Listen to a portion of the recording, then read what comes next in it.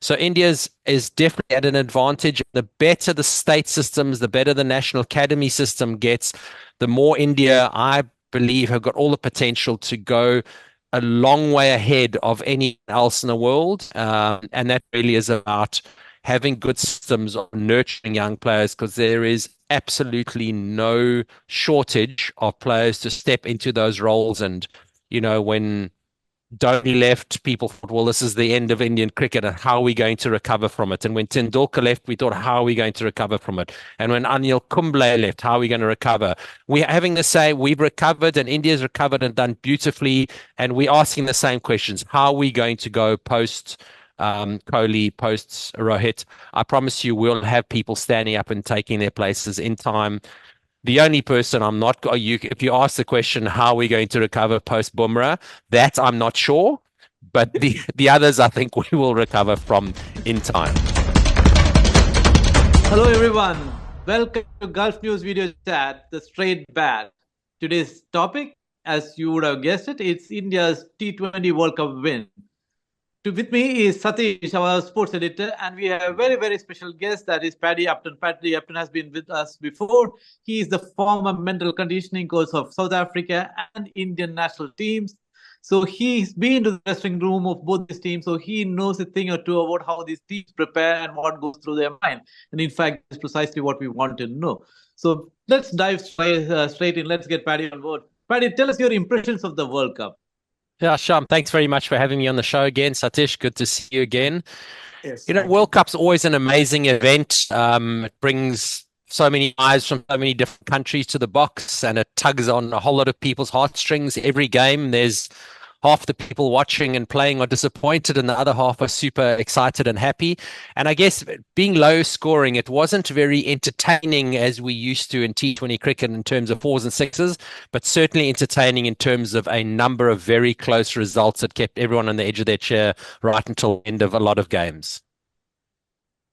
So Satish, it's very unlike T20 tournament. Like Paddy said, it's low scoring matches. What do you make of the World Cup? Because we are coming off a high scoring tournament like the IPL and into a low scoring matches in the US and the West Indies. Very, very different form of T20 we've seen, right? Shyam, I quite like this kind of a format because there is an equal tussle between the bat and ball instead of just going around, and even though like we don't know whether it's 250 is a defendable total. These kind of matches were becoming a more dull and drab, in my opinion. Actually, this is a good template for ICC for every tournament to move forward. Bigger grounds, 70, 75 meters of the outfield makes it difficult for the batsman to consistently hit a six, because then they'll have to change their approach, maybe run two, maybe then it makes them tired. So it's a beautiful template. I think this is the way to go forward. I quite liked every single match because the good wickets, the true wickets, also reduce the gap between the elites and then the associate nations, where you could see Nepal losing by a run, USA beating Pakistan. These are some of the matches that still sticks in our mind. These are the matches that was missing when we were seeing so many high scores, so many matches that were played on a smaller grounds with so many sixers. I think this is, as Paddy said, it's a very entertaining World Cup in a different way, but I think this sticks in your mind more than the other ones. That's my feeling. Yeah, we say that. Sorry, just to come in there. I mean, entertaining from a results at the end of the game perspective, but realistically, yes, fans are used to watching and much more excited about watching a four and a six, and often say that a bowler bowling a dot ball, it's only the bowler's mother that's interested in them bowling a dot ball and gets excited. It's not awesome for the fans compared to seeing fours and sixes. Yeah. No, but I liked it. I quite like this kind of tournament where there is a good fight between the bat and the ball. Low scores like 115 was defendable. So that also puts the batsman in a lot of tough situations where skills are tested. So it gives you the complete perspective of a match. Yeah, I wouldn't say balanced, because I would say it was tilted in favor of the bowlers, but we saw a different set of skill sets coming into play. So which was very, very, very something very unique. In fact, very much an eye opener, because we saw some test match skills being employed in a T20, which I thought we would never see. Now, Paddy, coming back to this, okay, now India finished the tournament unbeaten, and and this is perhaps the first time, because even in the previous World Cup, they finished short. And what has been the difference which made this team go all the way? I think one of the biggest difference, to be honest, Sean, is luck. And that might sound strange, that certainly in the last ODI World Cup where India won 9 out of 9 going into the final, they were the favorites. They could easily have won that. The fact that they didn't, that happens. Where if we take the World Test Championship, for example, early in the year, that it made sense that India didn't win that because all the players were coming off straight out of the IPL and had very little opportunity to prepare for the 5-day cricket. But this is a team that's been together a long time. They understand how they work. The coach Rahul has been there a long time. Rohit Sharma, everybody knows their roles in the team. And it was just a matter of time. And I would say, as I said, I think India deserved to win this one. I think they deserved to win the ODI World Cup early in the year. They were unlucky not to win that. And I won't say they were lucky to win this one. I'd say they were the better team, and it made sense that they won it at the end of the day. So I don't know that there was too much different. It was still a good team that deserved to win. And the reality, one of the things that was different now is, I always said going to big moments, the two teams that you hear the most is either team that's full of confidence or the team that's got nothing to lose. And very often, if you go in as the favorite to the final, everyone expects you to win. And I'd rather go into a final as the underdog where people don't expect us to win. The pressure is not on the underdog. And India's gone into every final they played in the last good few years as the clear favorite, even though Australia have won a lot more ICC tournaments. But in terms of balance of strength and quality of players, India's always gone in the favorite. And that's very difficult to go in from that position. So India won all the matches here. What happens is, in such kind of situations, a lot of these wins tend to paper over the shortcomings. Do you think there was any room for improvement in this World Cup, if going by the strict this World Cup matches? Sham, that I see one big difference that helped the team win is, if you look at every single match, there was a different man of the match or the player of the match in this World Cup. Whereas in the 50-over World Cup, just to go back one World Cup before, there Kohli was getting runs in tons, and they were not tested as much as they were tested in this World Cup. Here, you got to have Kohli was not getting runs in the initial phase, so the Pant or Surya Kumar or even for that matter even Shivan Dubey or Pandya, Bumrah, Ashdeep, they were all contributing enough for this team to win every match. It was a no clear favorite. Even though India was the favorite, they had to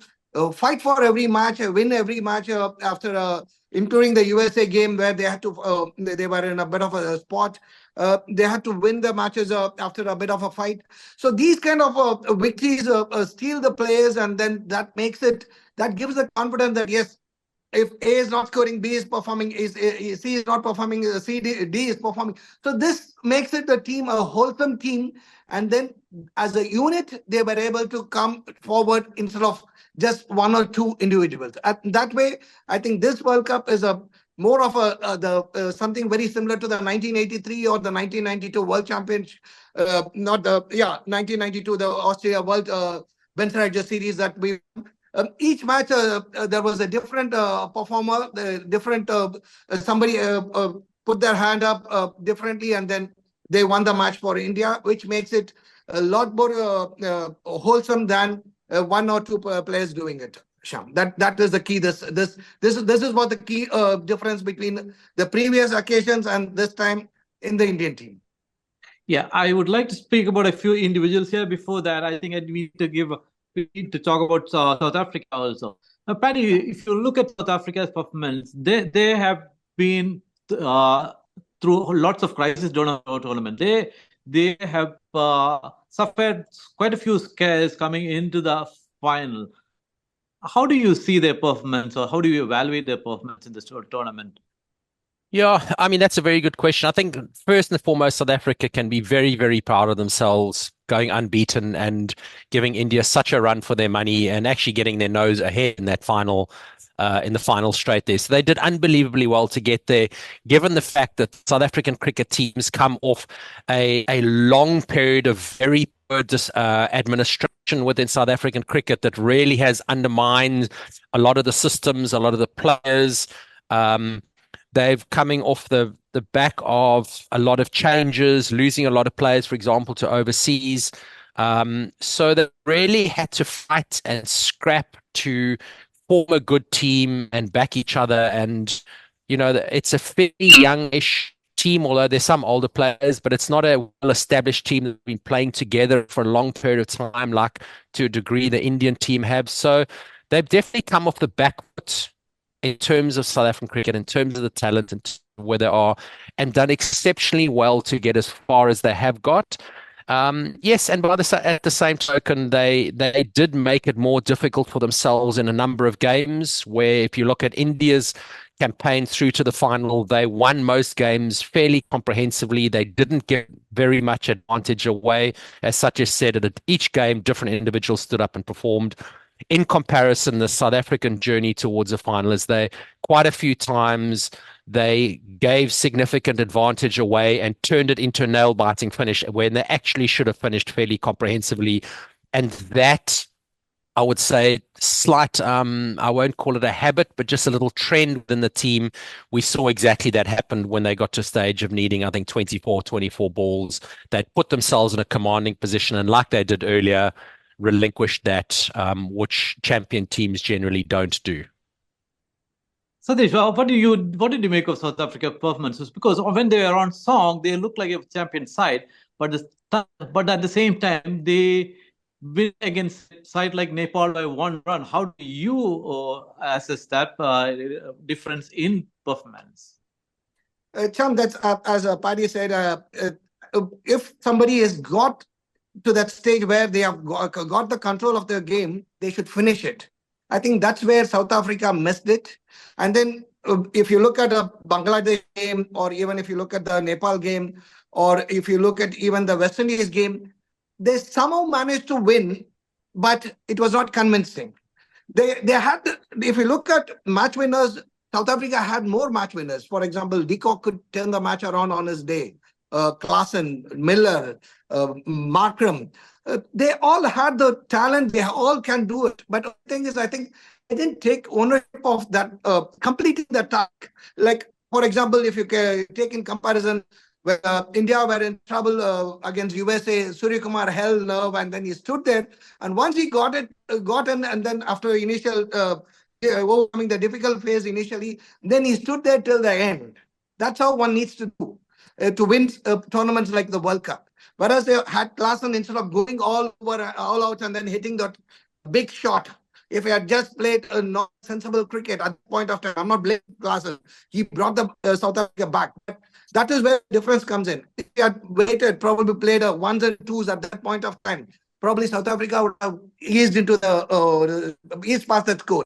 But trying to keep the same momentum, playing the same shot, he didn't take ownership and he didn't try to complete the game. Whereas that left a huge hole, and then it gave India a chance to sneak into that game. So this is exactly what they need to play. In fact, one of the games where Klassen himself said, we need to play test match cricket. It's no longer a T20 game that we need to play. But I think he forgot, or some of them, they keep forgetting at the crucial time, and then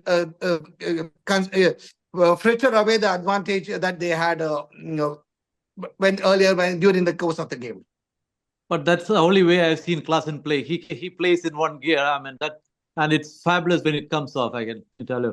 But Paddy, leave us a class and let's talk about Aiden Markram. He's a very unlike leader, isn't it? He comes across as an introvert person, but he manages to rally the person around, his team around. How does he do it? Because they're saying that he is a blend of, say, somebody like Hansi Cronje and the previous another. Who's the youngest? Graham Smith. Yes, Graham Smith. Yes. They're saying he's a blend of both. How do you make of Aiden Markram as a leader? So I've never worked with Markram personally, so I can't give sort of that inner insight into it, but certainly what I hear from players from within the team and people I have spoken to, Markram was earmarked as the next captain, and people felt, and some of the players within the team, even someone like Faf du Plessis, when he was captain of the team, he felt that Markram was being groomed, was probably the person to take over from him. So within the inner ring of South African cricket circles, he has been earmarked as the captain for a long time, and he's probably taken 2 to 3 years longer to mature in his own game in order to secure his place, which has then enabled South Africa to, be more comfortable in picking a captain. But he seems to be a natural leader. He's always been a natural leader all the way through. And as I said, I do think if he found his game a bit more consistently a bit earlier, we may well have found him having been nominated captain 3 years ago, as far as what I'm hear from the inner ring. Yeah, very true. He had issues with his finding his own place, retaining his own place, because he's reinvented his game quite a few times. But yes, he's been South Africa captain, perhaps in the under-19 ranks, winning the first World Cup for South Africa. So I think we'll hear more of Markram in the days to come. Now, Yes. let's leave Markram aside, and the biggest topic now is about Virat Kohli. Did you think Virat Kohli would walk away from the format, because he is somebody who lives the game irrespective of the format, and you have worked with Kohli, so to tell us what's gone through Kohli's mindset. Yeah, so it certainly didn't surprise me, number one, to see him deliver in the final after having a very below average tournament. There was no surprise there. And when he announced his retirement from the T20 format again, there was no surprise there at all. I think he really has had his tenure. There's been a lot of people questioning the way he plays T20 cricket. One thing Virat does, he understands the combination of the players around him, and he's very good at adapting accordingly. But in terms of where he is in his age, number one, looking at what is the future of Indian T20 cricket, and he can see some very, very serious contenders for, and very capable contenders to take the T20 game forward in India. I think it's a very mature decision for him, both personally, where he is in his family life, where he is in his career, and a very mature decision from an Indian cricket perspective, really looking after the best interests of Indian cricket going forward and handing it over to youngsters to be able to take their place now. And then, finally, if you look at a player, once they start getting into their mid and late 30s, every batsman, particularly even more so every bowler, they've only got a certain amount of games left in them before they're spent and the battery is empty. And you want to be allowing them towards the back end of their career, pick what are the formats that they think they are best at, that they can add the most contribution, and allow players to choose their format. It's very debatable conversation, but from a player's perspective and longevity, they should even player like Kohli be allowed to determine which tournaments or which games he plays or not, because he's only got, let's say, 50 more games for India. And we can have him play 50 dead rubber games. We can have him play all formats and finish those 50 games in the next year and a half. Or you can say, play those 50 games over time, look after yourself, look after your body, recover well, have nourishment from your family that every father needs, particularly. And let's have you nice and fresh and playing the important games for the country over the next period of time and get the best out of them in the best games. It's just a view that. Satish, again, did you surprise that all three of them went out in the Kohli, Rohit Sharma, and Jadeja? Did that come as a surprise? No, but I didn't expect this now. Maybe I expected Rohit, because obviously, like the fitness wise, Rohit is not in a great shape, whereas Kohli was. So I expected Kohli to continue until the next World Cup at least, because he could play all three formats as a player, as a fit player. But Kohli, the move did not. It did come in as a surprise for me, Sham. But yes, Jadeja also maybe he thought he could be more useful playing the test matches. So he thought, and Akshar Patel doing well must have also put more pressure on him, and he must have thought, okay, why stop him from playing more, and it must have made his decision much more easier, and so that way maybe Jadeja was also not all that difficult. But another question which I would like to go is, at least Rohit and Kohli, you have a good replacement coming in terms of Yashasvi, in terms of Tura, in terms of Shubman Gill. You can somehow fit those guys with Pandya and all these guys augmenting. But one thing the Indian board needs to look at is the spinners cupboard is a bit empty. You don't have too many spinners at this point of time. The three spinners with the best three spinners, all three played. Of course, the only other person remaining is Chahal, who's not young anymore, is also old. So we need to look at building up finger spinners, building up wrist spinners, building up more spinners, which I've been looking at in the last couple of IPLs as well. We don't have too many young spinners making the mark in the IPL. So I think that should be the next target, to find a good replacement for Ravindra Jadeja, who can bat, who can bowl, who can field well as well, like the gun fielder. So we might not know the contributions he might making, but he does make a lot of contributions to the team. So it is also going to be a big a challenge for an Indian board to find a replacement for Jadeja. Yeah, we talked about Markram, we talked about the leadership. Paddy, I want you to look at Rohit Sharma in this particular World Cup. He had a tough time because he lost the Mumbai Indians captaincy, and he's come into the World Cup to lead the side. And you look at other person, as that is Hardik Pandya, who took over from Rohit Sharma and fared badly. In fact, he had perhaps the worst tournament in the IPL, and here he comes into the World Cup, and both of them gave their one of their best performances in this World Cup. How does that happen? Again, no surprise. Champions stand up, they're revealed, and they deliver on the big stage. Hardik is someone who is known to deliver on the big stage, and he will continue to do so with his confidence, his skill level. So no surprise that Hardik back on the stage to deliver. And as far as Rohit goes, you know, everybody sees the contributions that Rohit makes with a bat. He's made a number of really significant contributions, even during this, to contribute to the team getting to the finals. What people don't see is two things in particular. Is number one, Rohit is one of the best man managers that I've seen in international cricket. He has an unbelievable ability to really create a warm, fertile, engaging environment that brings the best out of individuals and allows them to fully be themselves, from the youngest player in the team through to a very senior player like Virat Kohli. He's an unbelievably heartfelt, sincere, people's person. He's great in that, and he creates a great environment. No surprise that in a difficult environment like Mumbai Indians, he's able to create such a good environment that enables people to deliver the amount of trophies they have over the years. So man management, he gets a plus.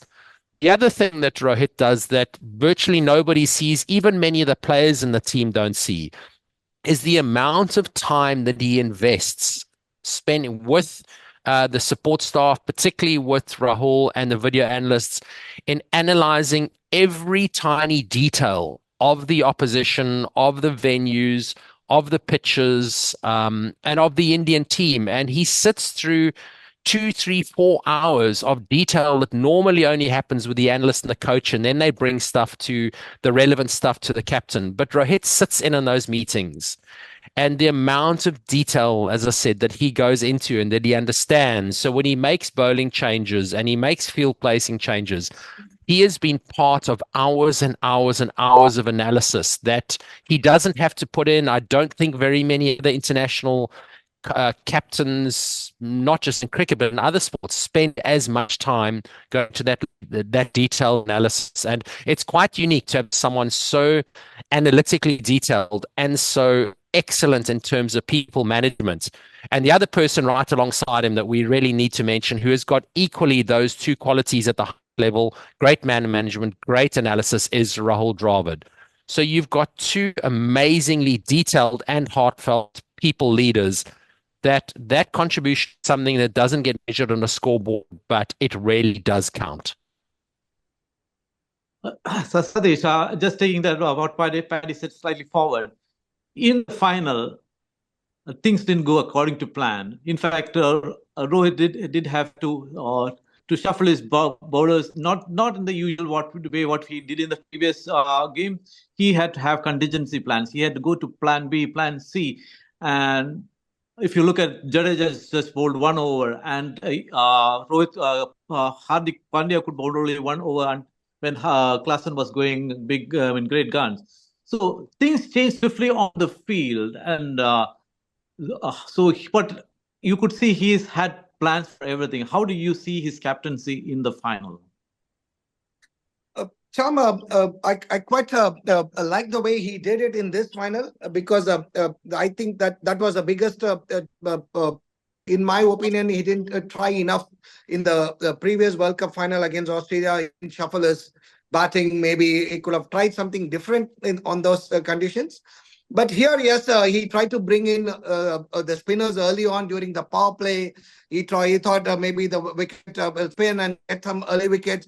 He tried his best, but unfortunately, the sad part is whatever he tried did not work out until he had to go back to his trusted warrior, Hardik Pandya, who actually, if you look at, he bowled a very good first over, but he gave away a six, which was a pretty good shot off the back foot. So he gave away something like 9 runs. So that must have made Rohit to change Pandya. But when Pandya came in, the wicket had actually slowed down. It was such an extent that it was not coming onto the bat nicely for the medium pacers. If you look at even Anrich Nokia did the same thing in the final over. He conceded very little runs there. So I think when he went to his trusted warrior, he delivered. So, but I should give full marks to Rohit for trying everything. And instead of doing something again, he brought in Pandya. But again, if you look at one point of time in that Axar over, I probably thought he would have brought in Bumrah at that point of time. But I think probably he waited one more over for Bumrah to finish it, take it to the end. But that proved very costly. But other than that, ifs and buts, we sit down and talk years and years come. But doing it in such a high pressure situation and trying it out and had the guts to do it. It takes a lot of guts to do it. So I think I think that is one area which he has done well. But I wouldn't say we are lacking behind in Hardik Pandya if he gets the position, because he's another guy who also likes to try it out. He also likes to do things. If you look at the T20 World Cup in 2007 and T20 World Cup in 2024, the last over was not bowled by the best bowler. So that way, then you can look at it how Dhoni and Rohit, they tried to gamble, and then they brought in the best bowlers earlier so that you could win the match in the penalty over, not until the end. Yeah, these days they try to close out the matches earlier. Now, before we wind up, Paddy, the last question to you. How do you see the Indian cricket, the future? Because with 3 major players stepping into the retirement, you're going to see an entirely new set of players coming in. We've already seen there, some of them have come in the previous tours where Kohli and Rohit Sharma had taken a step back. So we have players coming through. How do you see them stepping into such big shoes? I think Indian cricket is in exceptionally good hands with the crop of youngsters that are coming through, not just the crop of youngsters. What really the advantage India has is obviously the number of cricketers that come through the ranks, the number of state teams, the amount of opportunity that players get to play in all the different formats within India, culminating or prior to getting to the national team. You've got the IPL, which is an absolute gift for, at least 56 players, Indian players, or even more, are playing every IPL game each time games are played. That exposure is just invaluable, and there's the opportunity there to really breed and exceptional cricketers, prepare them for the highest level of play. So India's is definitely at an advantage. The better the state systems, the better the national academy system gets, the more India, I believe, have got all the potential to go a long way ahead of anyone else in the world. And that really is about having good systems of nurturing young players, because there is absolutely no shortage of players to step into those roles. And, when Dhoni left, people thought, well, this is the end of Indian cricket, and how are we going to recover from it? And when Tendulkar left, we thought, how are we going to recover from it? And when Anil Kumble left, how are we going to recover? We're having to say we've recovered, and India's recovered and done beautifully. And we're asking the same questions. How are we going to go post Kohli, post Rohit? I promise you, we'll have people standing up and taking their places in time. The only person I'm not, if you ask the question, how are we going to recover post Bumrah, that I'm not sure. But the others, I think we will recover from in time. Okay, Sharma, I'll have to interrupt. Sorry, you, since you said it's the last question, I'll just chip in. Paddy, you have been part of the 2011 thing room, and now you saw 2024, the next World Cup we are winning after 13 years. So, what are the similarities that you could see from outside? One, and with you have also worked with Gambhir. I remember you saying that Gambhir is a high pressure situation player, and he's such a strong head and all that. Even in case if he comes and fills in that role of Rahul Dravid, how will it be, and what will be the future of Indian team? Yeah, I mean, the similarities I see with almost any teams that win at the highest level. Number one, you need to have excellent preparation, and that to a large degree falls on the coach's shoulders. So in 2011, you had Gary Kirsten, now Rahul Dravid. Both of them very similar players, very similar coaches, quite understated, very much team first, incredibly detailed, very good man managers. Then you need players who are bankers in high pressure situations. And yes, in 2011, the two obvious high pressure bankers were Gautam Gambhir and MS Dhoni. Everybody knew that. And similarly, in this one, going to this tournament, you had high pressure bankers. Virat Kohli was almost predictably going to come good on the highest stage. That's what champions do. You had a player like in this case, a Bumrah, who was or is actually a banker in high pressure situations. So, whoever the next, I don't know, has Gambhir been announced as captain? Coach has then, yeah. Not yet. He's a top candidate. Yeah. So what's important is the coach-captain relationship is probably the key. Because a coach doesn't bring everything, a captain doesn't bring everything. When you have a coach and captain relationship that complement each other and work well together, that the leadership sets the tone for the team going forward.